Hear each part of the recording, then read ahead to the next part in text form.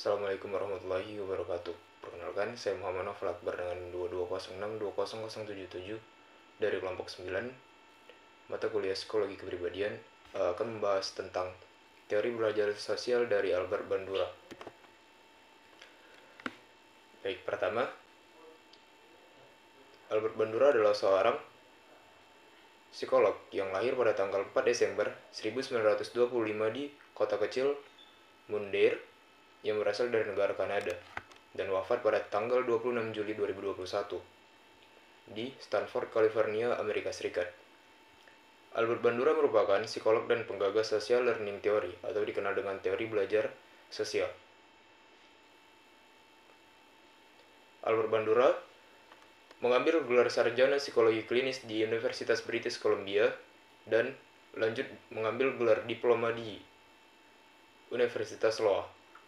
Kemudian Albert Bandura bergabung dan mendapat gelar Profesor David Starr dalam bidang ilmu pengetahuan sosial di Universitas Stanford pada tahun 1974. Dan juga Albert Bandura merupakan pernah menjabat sebagai ketua jurusan psikologi Universitas Stanford pada tahun 1974 dan menjadi ketua atau presiden American Psychological Association pada tahun 1974. Baik. Pengertian teori belajar sosial. Teori belajar sosial merupakan teori yang dikemukakan oleh Albert Bandura yang menganggap bahwa perilaku manusia tidak ditentukan oleh faktor personal ataupun stimulus yang ada di lingkungan, tetapi lebih banyak diperoleh melalui pengamatan langsung terhadap perilaku orang lain atau modeling. Di dalam teori belajar sosial ini menekankan kepada modeling atau pengamatan, observasi, dan peniruan dari tingkah laku yang diobservasi tersebut. Baik. Ada eksperimen yang dilakukan yang sangat terkenal yang dilakukan oleh Albert Bandura, yaitu eksperimen Bobodol. Di dalam eksperimen tersebut ada seorang anak yang mengamati perilaku atau tingkah laku seorang dewasa yang berlaku agresif kepada sebuah boneka. Kemudian tidak lama kemudian anak tersebut ditinggalkan di dalam sebuah ruangan dan bersama boneka tersebut. Maka anak tersebut melakukan tindakan agresif yang dilakukan oleh orang dewasa tersebut. Baik. Selanjutnya, itu ada struktur kepribadian di dalam teori belajar sosial yang dikemukakan oleh Albert Bandura ini. Yang pertama ada self system. Self system adalah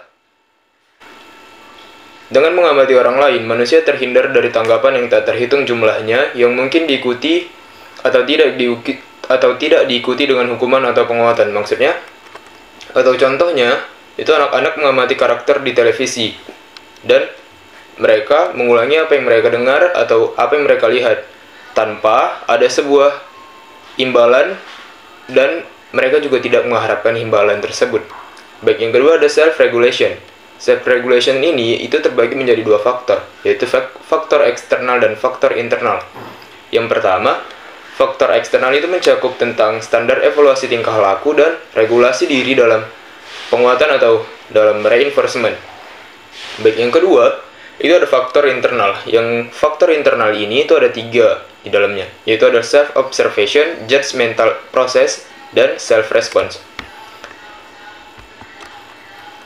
Baik.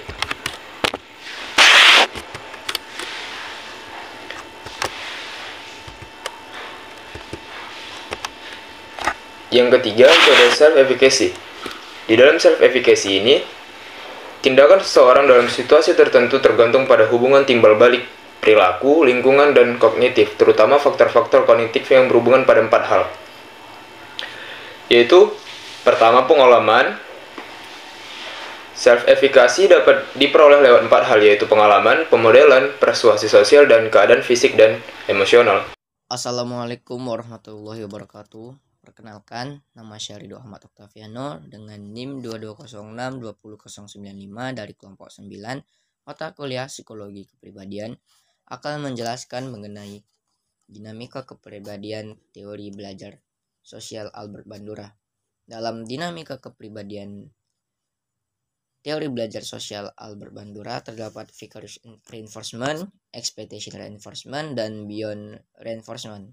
Pertama, vicarious reinforcement, yaitu penguatan yang diwakilkan merupakan tingkah laku mengamati orang lain yang mendapatkan penguatan, membuat orang ikut puas dan berusaha belajar gigih agar menjadi seperti orang tersebut. Nah, contohnya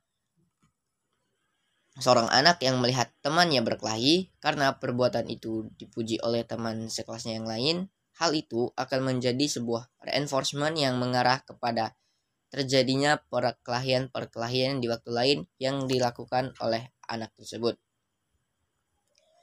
Kemudian ada expectation reinforcement, yaitu penguatan yang ditunda merupakan tingkah laku orang yang terus-menerus berbuat tanpa mendapatkan penguatan karena dirinya yakin bahwa suatu saat dia akan mendapatkan penguatan yang sangat memuaskan di masa yang akan datang. Lalu ada beyond reinforcement yang merupakan tanpa penguatan. Jadi yaitu belajar tanpa ada reinforcement, mirip dengan konsep otonomi dan fungsional dari Gordon Allport. Contohnya, membaca mula-mula terkait dengan tujuan memahami sesuatu, namun kemudian menjadi otonom, yaitu orang membaca karena dia ingin membaca dan puas dengan membaca, bukan puas karena keinginannya bertambah. Lalu, perkembangan kepribadian. Ada observasi, modeling, faktor penting dalam modeling, dan dampak belajar. Kemudian belajar melalui observasi. Dalam penelitian Bandura, orang dapat mempelajari respon baru dengan melihat respon orang lain, bahkan belajar tetap terjadi tanpa ikut melakukan hal yang dipelajari. Dan model yang diobservasi juga tidak dapat mendapat reinforcement dari tingkah lakunya. Lewat observasi, orang dapat memperoleh respon yang banyak dan mungkin diikuti dengan hubungan serta penguatan. Kemudian modeling. Inti dari pembelajaran observasional adalah pemodelan. Belajar melalui pemodelan terdiri atas penambahan dan pengurangan dari sebuah perilaku yang diamati dan pembentukannya dari suatu pengamatan yang lainnya. Pemodelan merupakan simbolis yang mewakili informasi dan menyimpannya untuk digunakan pada masa depan. Ada beberapa karakteristik untuk menentukan apakah seseorang akan belajar dari seorang model dalam situasi tertentu. Hal ini akan dibahas dalam karakteristik model. Yang pertama, karakteristik model itu penting. Orang-orang lebih cenderung mencontoh orang-orang yang berstatus tinggi daripada mereka yang berstatus rendah. Kompeten individu daripada orang-orang yang tidak terampil atau tidak kompeten, dan orang-orang yang berkuasa lebih baik daripada yang impoten. Kedua, karakteristik pengamat mempengaruhi kemungkinan pemodelan. Misalnya, orang yang tidak memiliki status, keterampilan, atau kekuatan kemungkinan besar akan menjadi model. Model untuk anak-anak lebih banyak kepada orang dewasa dan pemula menjadi ahli untuk modelnya. Konsekuensi dari perilaku yang dimodelkan mungkin berdampak kepada pengamat. Sebagian besar nilai yang ditempatkan pengamat pada suatu perilaku, semakin besar kemungkinannya pengamat akan memperoleh perilaku itu. Belajar dapat difasilitasi ketika pengamat memandang model yang menerima hukuman berat, misalnya melihat seseorang menerima kejutan ataupun tegangan hebat karena menyentuh kabel listrik. Memberikan seorang pengamat sebuah pelajaran yang berharga. Assalamualaikum warahmatullahi wabarakatuh. Perkenalkan, nama saya Ani Wulandari dengan NIM 2206200084. Saya akan menjelaskan tentang faktor penting dalam belajar melalui observasi menurut Bandura. Ada 4 faktor penting agar belajar melalui observasi dapat terjadi, yaitu 1. Attention, memperhatikan model. Contohnya, jika seseorang ingin belajar catur, maka ia harus memperhatikan bagaimana strategi dan pergerakan yang dilakukan oleh pecatur profesional. 2. Dari presentation, yaitu mengingat tingkah laku yang akan ditiru dalam ingatan. Cara paling sederhana untuk mengingat adalah dengan mengulang terus-menerus. Contohnya, jika tadi seorang anak memperhatikan, nah pada tahap ini dia harus mengingat bagaimana pergerakan pecatur profesional itu, mengingat nama-nama bidak dalam catur itu, mengingat pergerakan dari bidak-bidak tersebut. Yang ketiga, behavior production.